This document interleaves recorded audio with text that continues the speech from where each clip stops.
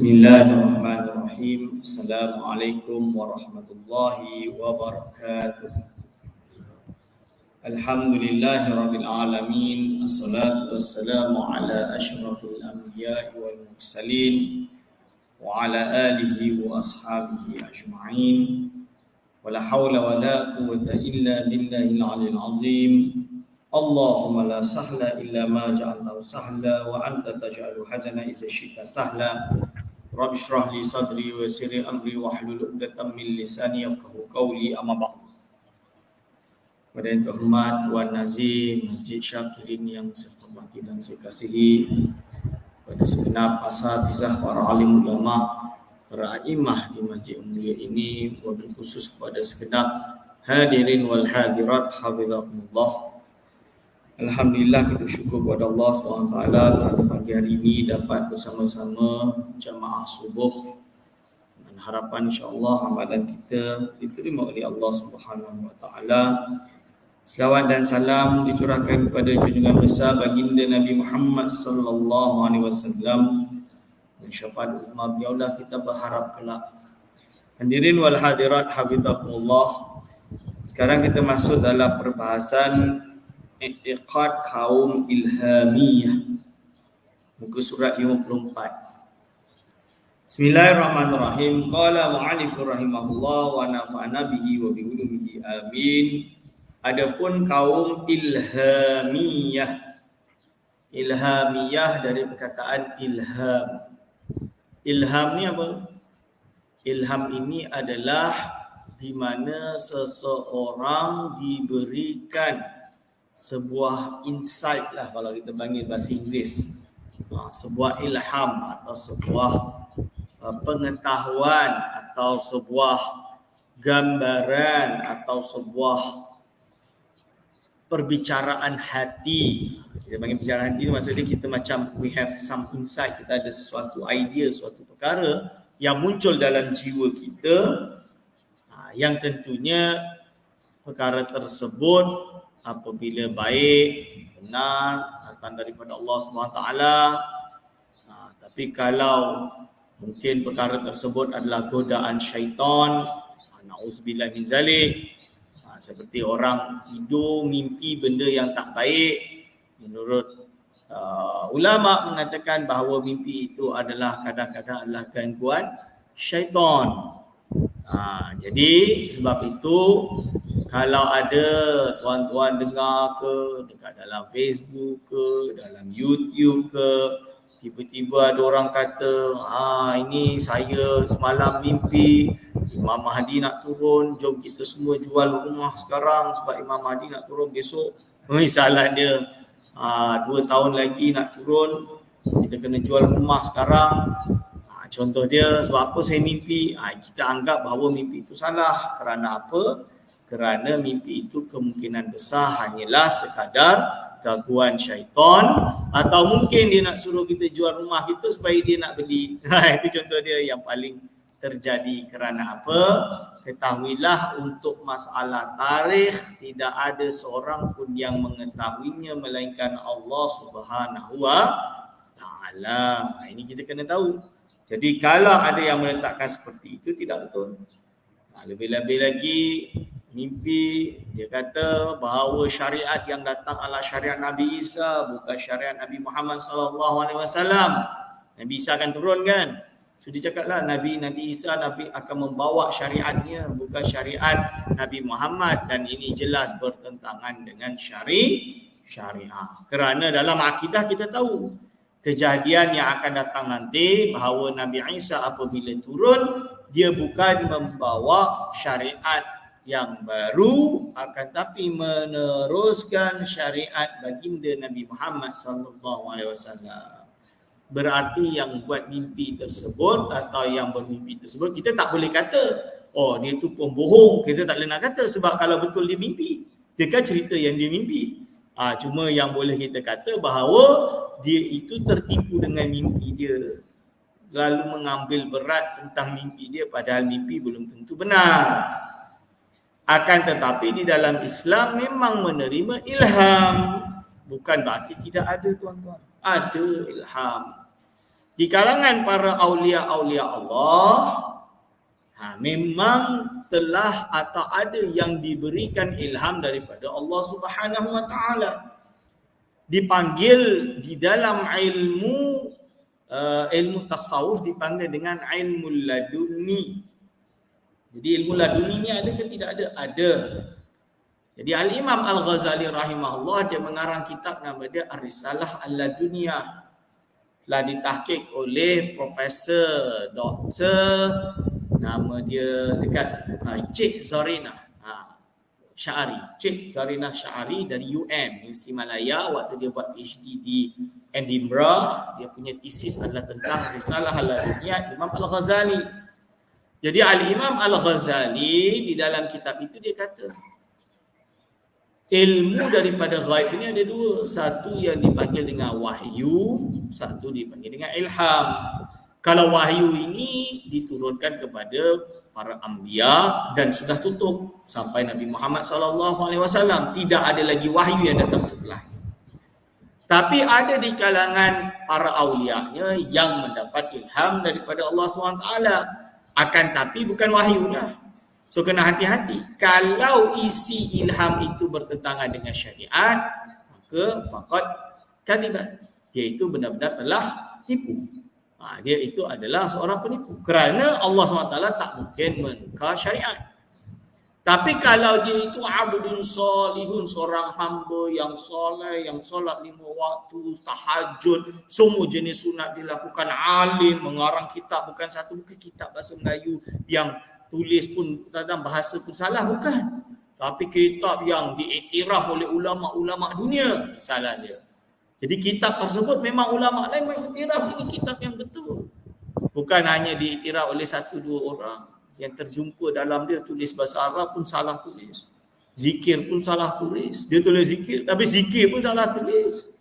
Jadi nampak sangatlah dia pembohong. Misalnya. Maka dalam hal ini, kalau ulama tersebut abdun zalihun, zahara, telah jelas pada diri dia, di sisi banyak orang sepakat dia itu orang yang benar, maka berarti seumpama dia mendatangi perkara-perkara yang bersifat mukasyafat, kemungkinan besar itu adalah ilham. Seperti mana Sayyidina Khidir alaihi salam, menurut satu pendapat dia bukan Nabi, dia adalah hanya sekadar wali. Maka dia yang dia dapatkan adalah ilham. Dalil dia macam mana? Sayyidina Rasulullah SAW pernah bersabda kepada Sayyidina Umar. Jadi dia kata, kalaulah ada di kalangan umatku yang muhaddathuna, yang muhaddathu tu yang diberi ucapan, yang diberi kata-kata, yang dikhabarkan, fa'anta Umar, maka engkaulah yang Umar. Muhaddathuni ini menurut riwayat lain mulhamun, orang yang diberi ilham, dan ini min babil karamat. Tapi syarat dia itu tadi lah. Kalau dia kata saya Rasulullah Allah SWT telah menyampaikan wahyu kepada saya, contoh dia, kita tahu dia batil. Sebab apa? Sebab wahyu dah tertutup. Malaikat Jibril datang memberitahu saya, kita tahu dia tipu. Sebab apa? Sebab malaikat Jibril sudah tidak datang pada mana-mana manusia. Kerana apa? Kerana malaikat Jibril penyampai wahyu. Dan ditutup sampai Nabi Muhammad SAW. Ini contoh. Berarti orang itu jahil, menipu. So kita sebagai umat Islam terutama di Malaysia ni jangan mudah tertipu. Jadi dengar je ada orang ni, ni betul. Ni je tengok mimpi, ni betul. Percaya. Mengaku jadi Rasul, percaya. Jangan. Hari ini ada orang mengaku jadi Rasul pun boleh percaya. Tak, yang mengaku tu bab lain lah, kita sesatkan dia. Yang kita susah tu orang awam boleh percaya, ini yang masalah dia. Ini masalah yang paling besar. Okey, maka i'tikad yang mereka, adapun kaum Ilhamiyah, maka i'tikad mereka seperti i'tikad Dahriyah. Mereka beriktikad seperti i'tikad Dahriyah, dan lagi mereka enggan membaca Al-Quran, belajar ilmu, serta kata-kata mereka bahawa Al-Quran itu seperti suatu hijab kepada hak Allah Ta'ala. Na'udzubillah min zalik. Sebab apa? Sebab mereka bila kita kata lah Al-Quran Allah telah berfirman dalam Al-Quran seperti ini. Oh, jangan pegang Al-Quran. Sebab apa? Kalau Al-Quran dipegang, nanti pendapat dia tak laku. Nah, ini penyebab utama. Sebab itu kita kena berfaksikan dengan ilmu. Ini. Bahawa Al-Quran itu seperti suatu hijab kepada hak Ta'ala. Dan mereka itu mengikut perkataan hukama. Hukama dan mereka menggemari asal bid'ah dan segala syair hukama. Jadi mereka hanya pegang pada syair, kata-kata orang, kata-kata bomoh, kata-kata ini masalahnya. Maka yang demikian itu dijadikan tarikatnya dan semata-mata umurnya majhul, sibuk dengan belajar bait syair. Jadi contohnya mereka ini terlalu sibuk dengan bait syair, kata-kata pujangga, akan tapi sumber nas syarak tidak lagi dipakai. Sumber nas dan syarak tidak dipakai. Maka kaum itu pun bid'ah sesat. Yalah. Itu golongan ilhamiyah. Intikad kaum hululiyah. Ini intikad kaum hululiyah ni intikad yang paling panas dan selalu disalahgunakan oleh orang-orang yang tak faham ilmu tasawuf. Digunakan ini untuk menyesatkan orang lain. Menuduh golongan-golongan sufi yang zahirnya diterima oleh banyak ulama dituduh sebagai hululiyah mutasawwifah. Jadi kita kalau dengar orang kata ni hulul-hulul tu jangan mudah cepat percaya dulu. Kena tengok sesuai tak dengan yang disebut dekat dalam kitab ni. Intikad kaum hululiyah. Hululiyah ni dari perkataan halla yahullu bahasa Arab. Halla yahullu. Halla yahullu tu maksudnya apa? Hak lam, hak bukan ha. Hak lam adalah menempat. Yahullu hadha. Perkara ini menempati sini. Contohnya. Itu nama dia yahullu, hulul. So hululiyah ini dia percaya bahawa Allah dengan manusia itu bersatu. Meresap jadi satu dalam bentuk ialah bersenyawa. Dan ini adalah etikad kaum Nasrani. Kerana Nasrani mereka percaya bahawa Trinity itu apa? Iaitu konsep tiga dalam satu, di mana walaupun Isa itu seperti manusia, Jesus itu seperti manusia, mereka kata dari segi daging boleh diluka dan lain-lain, tapi hakikatnya dia menyatu dengan Tuhan yang tidak boleh dipisahkan. Sebab itu dia dipanggil the word of God. Lebih kurang macam itulah. Of course mereka jatuh di dalam kekufuran kerana menyatukan percaya bahawa Allah dengan Nabi Isa itu boleh jadi satu. Hasya wa kalla, tidak sama sekali. Dan ini jelas-jelas batil. Bukan hanya batil, kufur. Maka setengah mereka itu beriktikad bahawa kewujudan hak Allah Ta'ala masuk kepada mereka itu dan demikian lagi pada segala jisim.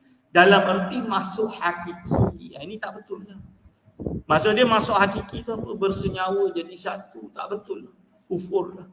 Mana Allah SWT bertempat? Allah SWT tidak berhajat pada tempat. Kita tak boleh percaya bahawa Tuhan dah meresap kat dalam tubuh dia. Na'udzubillah min dzalik. Lalu mereka itu dan demikian lagi pada segala jisim. Dan ini pada segala jisim. Maka i'tikad yang demikian itu kufur seperti i'tikad Nasara. Cakap seperti ini kufur. Lalu yang dikaitkan dengan pantheism, betul lah, pantheism memang kufur. Pantheism itu apa? Pantheism itu adalah akidah golongan Greek. Golongan Greek itu apa? Golongan Yunani.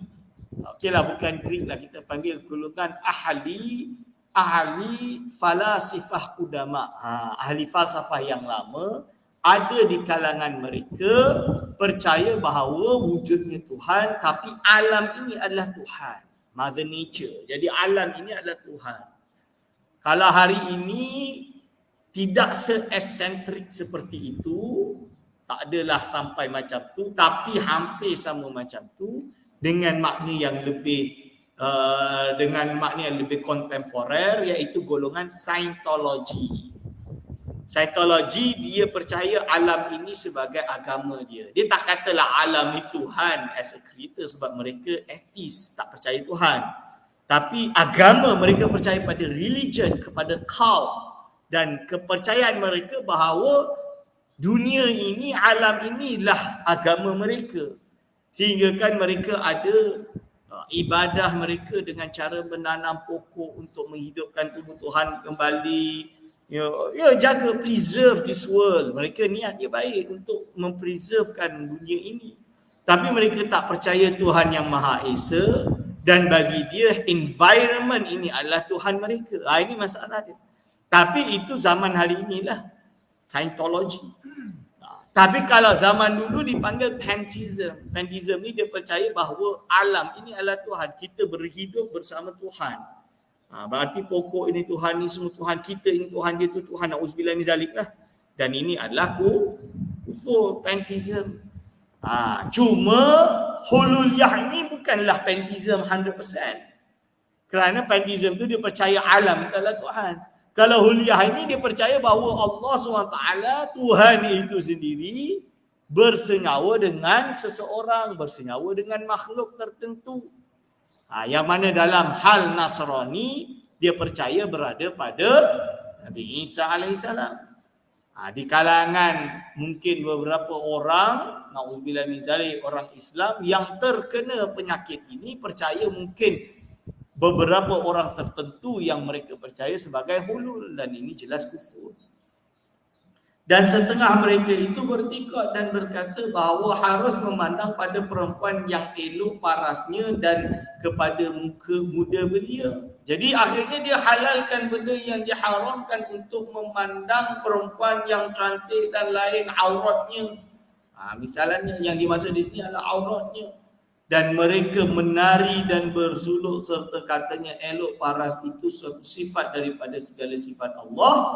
Ya, turun kepadanya seharusnya kami cium dan berdekap dengannya. Ini yang terjadi dalam beberapa banyak ajaran-ajaran sesat yang ada di Malaysia. Awalnya menamakan diri sebagai ilmu tasawuf, lalu menghalalkan yang haram, akhirnya terjadi yang dipanggil dengan rogol dan lain-lain, masuk dalam direport ke polis dan akhirnya ditangkap dan macam-macam. Kerana apa? Kerana isu seperti ini. Maka pekerjaan itu semata-mata kufur dan sesat. Pekerjaan ini semata-mata kufur dan sesat. Kata Syekh Abu An-Najib As-Suhrawardi. Syekh Abu An-Najib As-Suhrawardi di dalam kitab Awariful Ma'arif. Jadi Imam Suhrawardi ini adalah ulama, kalau menurut Ibnu Hajar Al-Haytami, muttafaqun ala siqatihi. Disepakati bahawa dia itu dapat dipercaya, bukan hanya dipercaya, bal min al-arif billah, malah di kalangan orang yang digolongkan sebagai al-arif billah. Al-arif billah, orang yang mengenal Allah Subhanahu wa taala. Itu Imam Suhrawardi. Imam Suhrawardi. Dia karang kitab Awariful Ma'arif. Dah diterjemahkan dalam bahasa Inggeris, bahasa Melayu saya tak tahu. Tapi bahasa Arab lah yang saya baca. Memang ulama sufi yang hebat. Qaddasallahu sirrahu. Dan ini menafikan, membatalkan bahawa Syekh Muhammad Arsyad Al-Banjari ini adalah tokoh yang menyesatkan golongan sufi tarekat. Tak betul. Dia menerima tarekat, menerima tasawuf. Cuma dia menentang beberapa orang yang jahil. Jahil dia kita tentang. Yang mengaku atau menggunakan ilmu tasawuf tapi jahil. Kita tak nak yang jahil, kita nak yang berilmu. Iaitu bernama, setengah daripada kaum hululiyah itu bernama Qalandariyah. Qalandariyah mereka mengharuskan segala pekerjaan serta berkata apabila kami suci daripada hawa nafsu, bila dia suci daripada hawa nafsu serta ikhlas kepada Allah, itulah kesudah-sudahan segala maksud Jadi dia suci daripada hawa nafsu, ikhlas kepada Allah, itulah kesudah-sudahan segala maksud. Maksud dia manusia ni bila dia dah tazkiyatul qulub, dia bersihkan hati dia, dan dia dah buat kerana Allah kononnya, berarti dia dah sampai kepada maksud. Dalam arti sampai kepada maksud, dia dah tak ada syariat dah. Na'udzubillah min dzalik. Ini tak betul. Adapun mengerjakan amal syariat itu, maka ia martabat sekalian orang awam. Dia kata yang kita duk solat, puasa dan lain-lain, ini orang awam. Maksudnya kalau dah sampai derajat al-arif billah ni, maka dah tak wajib. Tak betul. Sebab itu ingat kisah Syekh Abdul Qadir Al-Jailani. Syekh Abdul Qadir Al-Jailani, pada sampai suatu saat datang cahaya di depan dia. Ya Abdul Qadir, wahai Abdul Qadir, engkau dah sampai derajat wali tertinggi, maka aku halalkan segala yang haram. Ini maksud benda yang haram ni dihalalkan kepada Syekh Abdul Qadir Jailani. Lalu apa jawab Syekh Abdul Qadir Jailani? Ikhsya ya la'in, berhembus engkau wahai yang terlaknat. Dia tahu itu iblis. Sebab apa? Sebab Allah tidak akan menarik beban hukum taklif sampai tariknya nyawa lah. Kalau orang dah mati lain lah. Atau sampai hari kiamat. Itu. Maka jelaslah orang tersebut yang berkata seperti ini batil. Orang sufi tak macam tu. Orang sufi itu semakin kuat tinggi derajatnya, semakin banyak ibadah dia. Kalau dulu satu hari baca 1 juz, hari ini dia baca 3 juz. Kalau biasanya dia hanya solat wajib, sekarang semua sunat rawatib dia solat. Kalau semua sunat rawatib dia dah laksanakan, nak naik makam lagi, semua jenis tahajud, solat tahajud tu dia lakukan. Setiap malam istiqamah tak pernah tinggal. Itu baru sufi. Bukan berarti orang itu semakin jauh dengan ibadah lalu dianggap perkara yang halal haram menjadi halal. Adapun mengerjakan amal syariat itu, maka ia martabat sekalian orang awam yang kurang lagi turut-turutan. Jadi orang awam ni diikut dia menurut mereka lah. Maka i'tikad yang demikian itu kufur, iaitu i'tikad mulhid. I'tikad seperti ini jelas jadi kufur kerana dia akan menghalalkan yang haram. Ini namanya golongan yang melanggar ma huwa ma'lum minad-din bid darurah. Wa man jahada li ma'lumin daruratan jahad wa man li ma'lumin daruratan jahad min dinina yuqtalu kufran laisa had. Itu dalam kitab Jauharut Tauhid, barang siapa yang melanggar melawan perkara yang diketahui dalam agama secara pasti, maka dia boleh dihukumi bunuh sebagai kufur bukan kerana had. Ini bagi orang yang melanggar ma huwa ma'lum min ad-din darurah. Tapi tentunya kalau hari ini kita kena masuk ke mahkamah lah. Dia tidak boleh dihukum oleh mana-mana orang. Okey. Sepatutnya ia dibunuh jika ia enggan daripada bertaubat. Itu dia tuan-tuan. Kata Imam Qurtubi. Jadi Imam Qurtubi telah berkata setengah zindik batini. Dipanggil zindik batini. Golongan ini juga dikenal dengan golongan batiniyah. Menyangka bahawasanya amalan syariat yang zahir seperti sembahyang, puasa, zakat dan haji hanya dihukum dan diwajibkan atas orang awam jua, tiada atas orang yang khas. Jadi ini dia pemisah. Hari ini mudah orang sufi dituduh sebagai batiniyah. Terutama di Malaysia hari ini. Macam-macam dituduh, ini golongan tarekat batiniyah. Sikit-sikit batiniyah, jadi labeling terlalu mudah. Ini Imam Qurtubi dia bagi batasan bila orang itu jadi zindik batini dan tidak. Zindik batini ni apa? Apabila amalan syariat zahir disangka sebagai apa? Hanya diwajibkan kepada orang awam, tiada atas orang yang khas. Boleh nampak tu? Berarti orang yang sudah menganggap syariat tidak berlaku lagi bagi para walinya. Ini baru jadi batiniyah. Tak boleh, haram. Bukan haram, zindik orang seperti itu. Kalau hanya seorang sufi, banyak berwirid, banyak beramal, lalu dituduh oleh perkara-perkara yang macam-macam yang tidak betul, lalu dituduh sebagai batiniyah, ini tak boleh. Labeling tak betul. Ini kena hati-hati perkara ini, tuan-tuan. Jadi dia ada dobit-dobit tertentu yang perlu diselidiki. Lalu ada pun orang yang khas itu, maka ia, yang dimaksud khas ini macam para wali dah. Maka ia tiada berkehendak kepada yang demikian itu. Ia hanya berkehendak kepada orang yang hadir di dalam hati. Ini sesatlah kalau dia sangka para walinya, para khas ini hanya nak menjaga hati. Kalau zahir dia tak jaga, tak betul. Kata ulama, inilah i'tiqad zindik dan kufur. I'tiqad seperti inilah zindik dan jatuh kekufuran.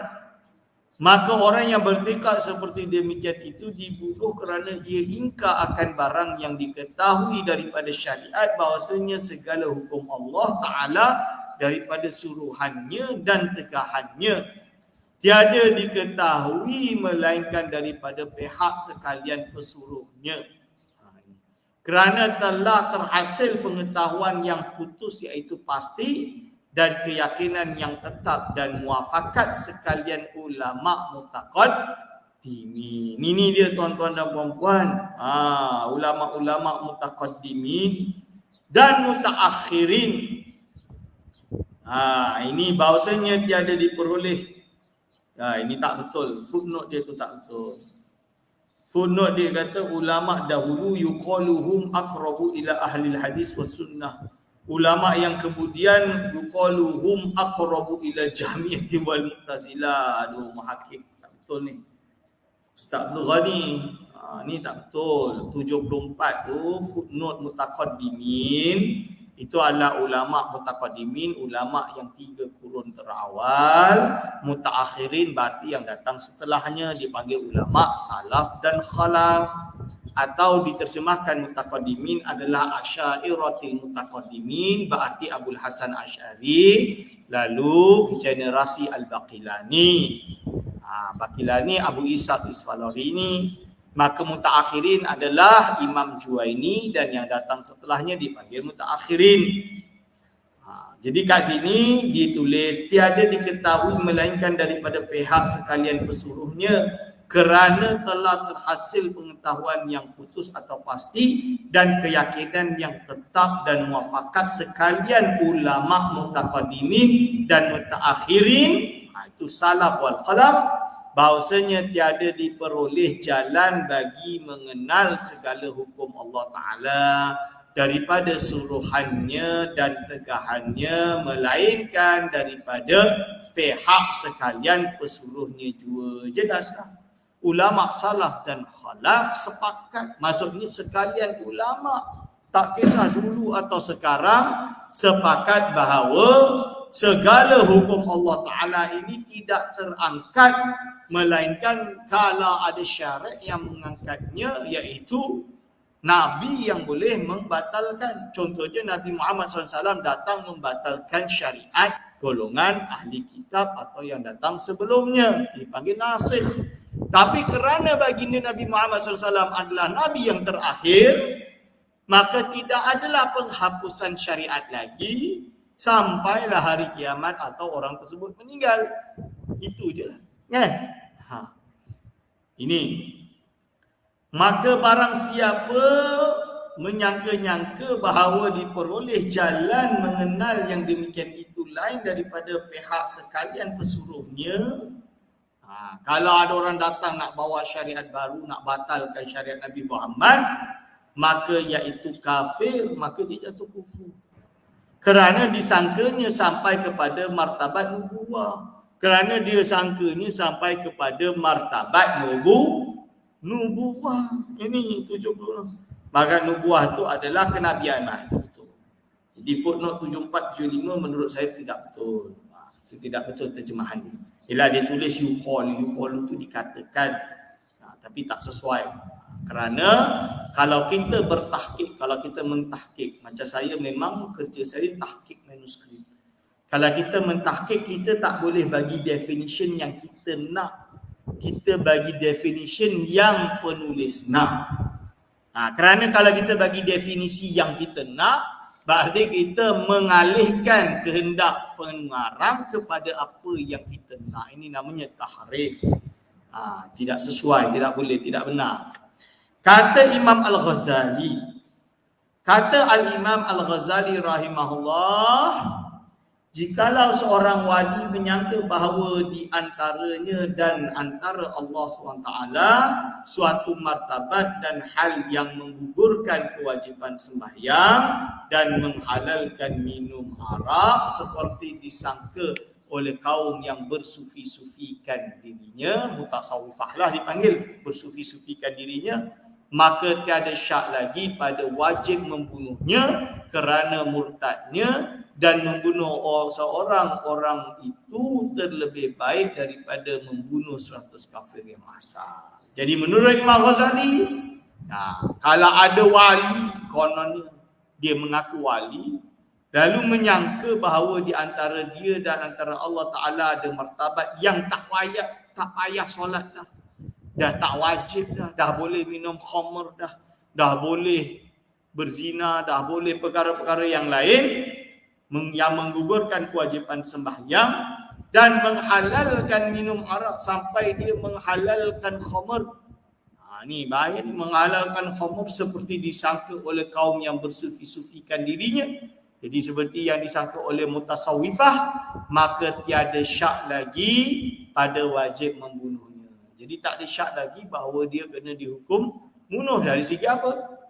Kerana murtadnya, kerana dia dah dihukum murtad, dan membunuh orang yang itu lebih baik daripada membunuh 100 orang kafir asal. Kerana apa? Kerana orang ini dia akan merusak status quo Islam itu sendiri, akan merusak tatanan rukun Islam itu sendiri. Ini bahaya perkara-perkara seperti ini. Baik tuan-tuan dan puan-puan, jadi kesimpulan daripada pengajian kita hari ini iaitu tentang bahawa bahayanya golongan-golongan yang mengaku sufi tapi sebenarnya hakikatnya dia bukan di kalangan orang sufi. Ini nama dia mutasawwifah. Dan cara untuk membezakan dia bukan hanya kerana kita nampak pelik lalu kita kata dia ni mutasawwifah sesat. Bukan. Tapi dia kena ikut neraca melanggar syariat ke tidak. Maksud melanggar syariat tu apa? Dia ini menukar syariat atau tidak. Menganggap bahawa yang haram itu halal atau tidak. Menggugurkan yang wajib atau tidak. Kalau sampai pada itu, maka benarlah itu adalah golongan sesat. Kalau tidak, tidaklah. Dia solat 5 waktu, rajin dan lain-lain. Takkan kita nak tuduh dia batiniah. Ini kena bezakan. Jadi, contoh yang paling mudah, tokoh sufi yang terkenal, iaitu Al-Imam Ibnul Arabi As-Sufi. Ibnul Arabi As-Sufi, Muhyiddin Ibnu Arabi. Syekh Muhyiddin Ibnu Arabi mungkin banyak tulisan-tulisannya yang tidak difahami orang. Tapi hakikatnya ketika dia di zaman dia, apakah dia menghalalkan yang haram? Bagi dia khamr tu halal, ada tak? Ada tak riwayat mengatakan dia kata solat tu dah tak wajib? Justru menurut ulama, dia ini soleh dia, Masya Allah. Solat ni tak pernah tinggal. Bukan solat wajib tak pernah tinggal, solat sunat tak pernah tinggal. Dia solat, Masya Allah, kejuhudan solat dia sampai kesolehan dia, wirid dia banyak. Dia ada wirid tebal macam tu. Wirid sahaja setiap hari tebal macam tu. Zikir-zikir dia. Belum lagi yang wajib.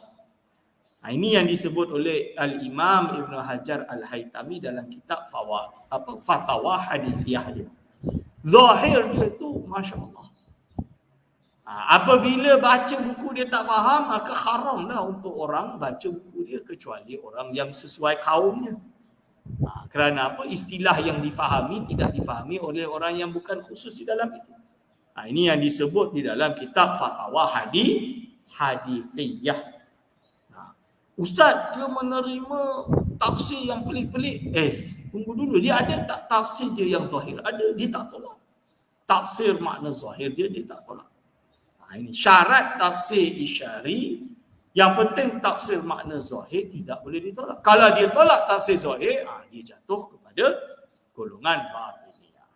Sebab itu kita tak boleh mudah menuduh orang. Ini dia. InsyaAllah kita iktifak bihadzal qadar. Aku qauli hadza astaghfirullah li wa lakum. Wassalamualaikum warahmatullahi wabarakatuh.